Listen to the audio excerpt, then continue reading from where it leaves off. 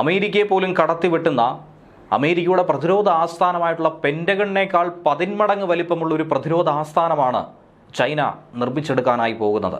അങ്ങനെ ലോകത്തിലേക്കും വെച്ച് പ്രതിരോധ ഇൻ്റലിജൻസ് സംവിധാനങ്ങൾ വളരെ കാര്യക്ഷമമാക്കാനും കൂടുതൽ വിപുലമാക്കാനുമുള്ളൊരു ശ്രമം തന്നെയാണ് ചൈന നടത്തുന്നത്. അങ്ങനെ അമേരിക്കയെ പിന്നിലാക്കി അമേരിക്കയെ വെട്ടിലാക്കാനുള്ള ഒരു നീക്കത്തിലേക്ക് ചൈന കടക്കുന്നു.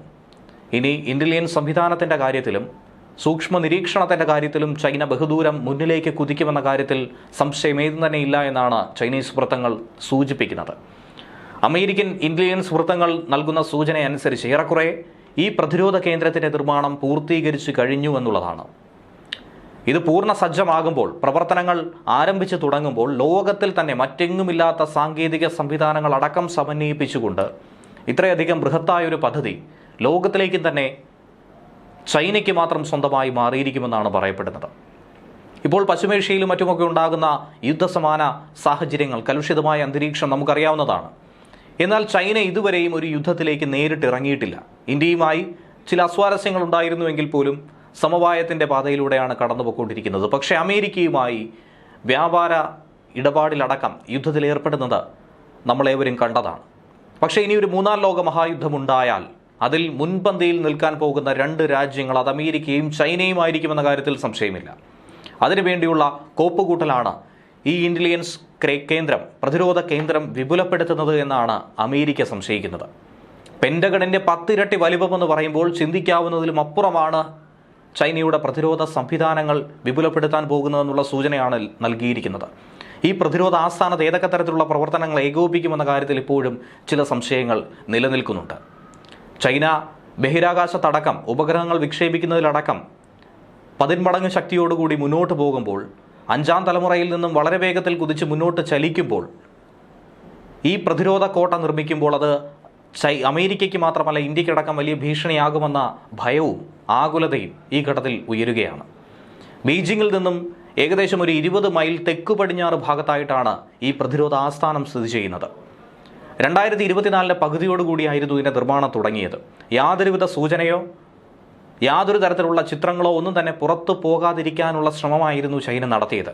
ഉപഗ്രഹങ്ങളിലൂടെ ചോർത്തിയെടുക്കാൻ സാധിക്കുന്ന മാക്സറാണ് സാധാരണഗതിയിൽ ഇത്തരത്തിലുള്ള ചിത്രങ്ങളും ഉപഗ്രഹ ദൃശ്യങ്ങളും ഒക്കെ തന്നെ പുറത്തുവിടുന്നത്. എന്നാൽ മാക്സർ ടെക്നോളജീസിൻ്റെയും കണ്ണിൽപ്പെടാതെ ഇത്രയും കാലം, 1 വർഷക്കാലത്തിനടുത്ത് പൊതിഞ്ഞു പിടിക്കാൻ ചൈന ശ്രമിച്ചിരുന്നു. പക്ഷേ അവസാനം പരാജയപ്പെട്ടു എന്നുള്ളതാണ് യാഥാർത്ഥ്യം. അതും ചോർത്തിയെടുത്തിരിക്കുകയാണ് അമേരിക്ക. സാധാരണ മറ്റു രാജ്യങ്ങളുടെ വിവരങ്ങൾ ചോർത്താൻ മിടുക്കരായ ചൈനയ്ക്ക് ഈ ഒരു കാര്യത്തിൽ ഒരു പാകപ്പിഴ സംഭവിച്ചു. ഉപഗ്രഹ ചിത്രം അടക്കമാണ് വാർത്തകളിലൂടെ ഇപ്പോൾ പുറത്തു വന്നിരിക്കുന്നത്. എന്നാൽ അതിനെ തുറന്ന് സമ്മതിക്കാൻ എല്ലായ്പ്പോഴും ചൈന ചെയ്യുന്നത് പോലെ ഇത്തവണയും തയ്യാറായിട്ടില്ല എന്നതാണ് വസ്തുത.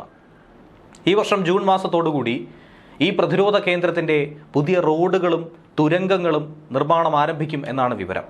100-ലധികം പടുകൂറ്റൻ ക്രെയിനുകളാണ് ഈ നിർമ്മാണ സ്ഥലത്ത് അടുക്കിയിട്ടിരിക്കുന്നത്. വളരെ വേഗത്തിൽ കൂടുതൽ ആളുകളെ എത്തിച്ച്, കൂടുതൽ പ്രവർത്തന ഉപകരണങ്ങൾ എത്തിച്ച് നിമിഷ നേരം കൊണ്ട് ഈ നിർമ്മാണ പ്രവൃത്തി പൂർത്തീകരിക്കാനാണ് ചൈന ശ്രമിക്കുന്നത്. നാഷണൽ ജിയോസ്പേഷ്യൽ ഇൻ്റലിജൻസ് ഏജൻസിയിലെ മുൻ ഇമേജറി അനലിസ്റ്റ് ആയിട്ടുള്ള റെന്നി ബാബിയാഡ്സ് ആണ് ഇതുമായി ബന്ധപ്പെട്ട സൂചനകൾ പുറത്തുവിട്ടിരിക്കുന്നത്. അദ്ദേഹം തന്നെയാണ് ഉപഗ്രഹ ചിത്രങ്ങളടക്കം പ്രസിദ്ധപ്പെടുത്തിയത്. കർശന നിയന്ത്രണത്തിലൂടെയാണ് അധികൃതർ ഈ മേഖലയെ കൊണ്ടുപോകുന്നത്. ചൈനയിലെ ജനങ്ങൾക്ക് പോലും അവിടെ എന്താണ് സംഭവിക്കുന്നതെന്നുള്ള മനസ്സിലാക്കാനുള്ള അവസരം പോലും നൽകുന്നില്ല. സൈന്യത്തിലെയും സർക്കാരിലെ ഉന്നത ഉദ്യോഗസ്ഥർക്കും ഒഴികെ മറ്റാർക്കും അവിടേക്ക് കടക്കാൻ പോലും അനുവാദമില്ല. ഡ്രോണുകൾ പറത്തുന്നതും ചിത്രങ്ങൾ പകർത്തിയെടുക്കുന്നതുമൊക്കെ തന്നെ നിരോധിച്ചിരിക്കുന്നു. മുൻപുണ്ടായിരുന്ന വഴികളൊക്കെ തന്നെ അടച്ച് ഇല്ലാതാക്കി പുതിയ രീതിയിലുള്ള പാതകൾ നിർമ്മിക്കാനാണ് ചൈന ശ്രമിക്കുന്നത്. ചൈനയെ സംബന്ധിച്ച് ഏറ്റവും വലിയ ശത്രു അത് അമേരിക്കയാണ്. അമേരിക്ക ഏത് വിധേനയും നിലംപരിശാക്കുക, അമേരിക്കയുടെ ലോക പോലീസ് എന്ന ഈ പേര് അതില്ലാതാക്കാനാണ് ചൈന ഇത്തരത്തിലുള്ള നീക്കങ്ങൾ നടത്തുന്നതെന്നാണ് സൂചന. ചൈനയ്ക്ക് വർദ്ധിച്ചു വരുന്ന സൈനിക നീക്കങ്ങളുടെ അഭിലാഷങ്ങളുണ്ട്, താല്പര്യങ്ങളുണ്ട്. ഈ സൈനിക താല്പര്യങ്ങൾ നിറവേറ്റാൻ ഇനി കേവലം മാസങ്ങൾ മാത്രം മതിയെന്നാണ് ചൈനീസ് ഭരണാധികാരികൾ ഉറപ്പ് നൽകുന്നത്. 2027 അവസാനത്തോടുകൂടി തന്നെ ഇപ്പോഴത്തെ മുഴുവൻ സൈന്യത്തെയും പരിഷ്കരിക്കാനും അതിനെ അത്യാധുനികമാക്കി മാറ്റാനും വേണ്ടിയിട്ടുള്ള പ്രവർത്തനങ്ങൾ നേരത്തെ ആരംഭിച്ചിരുന്നു. അതിൻ്റെ ഏറ്റവും നാഴികക്കല്ലായ ഒരു പ്രവർത്തനം തന്നെയാണ് ചൈനയുടെ പ്രതിരോധ ആസ്ഥാന നിർമ്മാണം. സ്വന്തം ആണവായുധങ്ങളെ സംരക്ഷിക്കുന്നതിനൊപ്പം തന്നെ മറ്റ് രാജ്യങ്ങളിൽ നിന്നുള്ള ആണവായുധങ്ങളിൽ നിന്നുള്ള സംരക്ഷണം കൂടി ഈ പ്രതിരോധ കേന്ദ്രത്തിൻ്റെ നിർമ്മാണത്തിന് പിന്നിലുണ്ട്. ഷീ ജിൻപിങ് വളരെ വേഗത്തിൽ ആണവായുധങ്ങളുടെ വലിയൊരു ശേഖരം തന്നെ സ്വന്തമാക്കുന്നു. അമേരിക്കയ്ക്ക് കേവലം വർഷങ്ങൾക്കുള്ളിൽ ശക്തമായ ഒരു എതിരാളിയായി ചൈന മാറുമെന്ന കാര്യത്തിൽ സംശയമൊന്നും തന്നെയില്ല. ചൈനയുടെ നീക്കം ഇന്ത്യയെ സംബന്ധിച്ചും ഏറെ ആകുലത വർദ്ധിപ്പിക്കുന്നുണ്ട്. തൊട്ടടുത്ത് കിടക്കുന്നത് കൊണ്ടും ഈ പറയുന്നത് പോലെ രണ്ട് രാജ്യങ്ങളും ആണവ പോർമുന കൈവശമുള്ളതുകൊണ്ടും പാകിസ്ഥാനുമായിട്ടുള്ള ഏറ്റവും അടുത്ത സൗഹൃദവുമൊക്കെ ഇന്ത്യയെയും വലിയ തോതിൽ വലയ്ക്കുകയാണ്. നമുക്കറിയാവുന്നതാണ് പാകിസ്ഥാനുമായി നമുക്കുണ്ടായ ഒരു ഏറ്റുമുട്ടൽ, ഒരു സംഘർഷ സാഹചര്യം, 3 ദിവസം നീണ്ടുനിന്ന യുദ്ധസമാനമായ സാഹചര്യം. എന്നാൽ അന്ന് ഇന്ത്യയും പാകിസ്ഥാനുമല്ല നേർക്കുനേർ പോരാടിയത്. ഉറ്റ സൗഹൃദ രാജ്യങ്ങളായിട്ടുള്ള റഷ്യയും ചൈനയുമാണ് യഥാർത്ഥത്തിൽ പോരടിച്ചത്.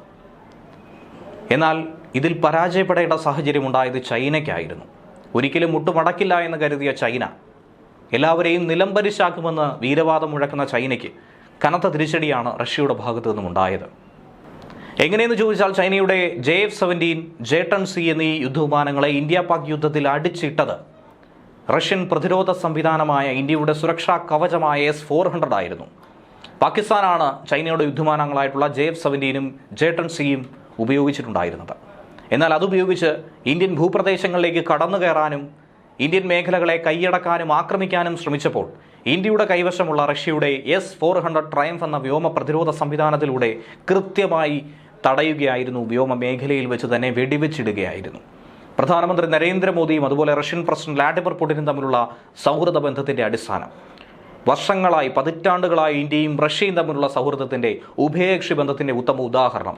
അതുകൂടി തന്നെയാണ് റഷ്യ വലിയൊരു സംഘർഷത്തിൽ നിൽക്കുമ്പോൾ തന്നെ പുടിൻ 4 S-400 വ്യോമ പ്രതിരോധ സംവിധാനം ഇന്ത്യക്ക് നൽകിയത്. എന്തിനേറെ പറയുന്നു, കഴിഞ്ഞ ദിവസം തന്നെ പുറത്തു വന്ന വാർത്തയായിരുന്നു, ഇറാനിലെ ആയത്തുള്ള അലി ഖമേനി അപേക്ഷിച്ചിട്ട് പോലും, കേണ് പറഞ്ഞിട്ട് പോലും പുടിൻ S-400 സംവിധാനം ഇറാന് നൽകാൻ തയ്യാറായിട്ടില്ല. ഇന്ത്യക്ക് നൽകിയെങ്കിൽ അത് മറ്റാർക്കും തന്നെ നൽകേണ്ടതില്ല എന്നുള്ള ദൃഢനിശ്ചയത്തിലായിരുന്നു പുടിനുണ്ടായിരുന്നത്. ഇതുതന്നെയാണ് യഥാർത്ഥ സൗഹൃദത്തിൻ്റെ വ്യക്തമായ സൂചനയും.